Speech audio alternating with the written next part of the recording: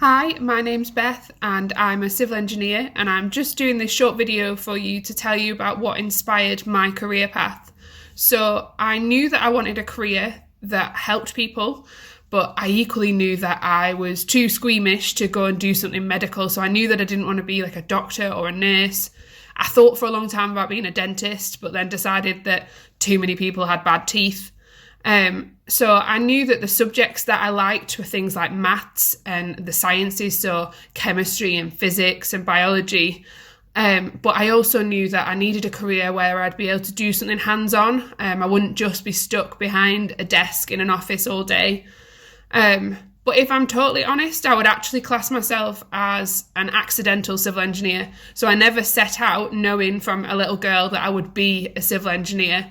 In fact, it was quite by accident that I came across civil engineering. So I went to university open days thinking that I was going to do something like chemistry or maths or maybe something like forensic science. And I was there at Edinburgh with a friend, and he said, "Oh, I'd like to go and sit in the civil engineering talk." So I went and sat with him, and suddenly I thought, oh, I've had my eureka moment. This is the career for me. It involves maths, it involves the sciences, and it gives me the chance to be hands-on. So from that day forward, I knew that civil engineering was what I was going to do.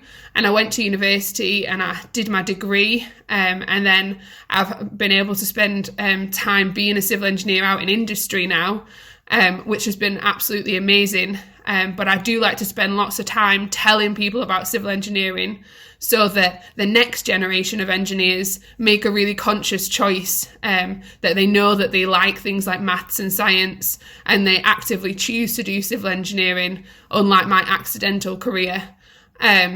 I'm also now, I think, doing the best job in the world. I now teach people how to be civil engineers.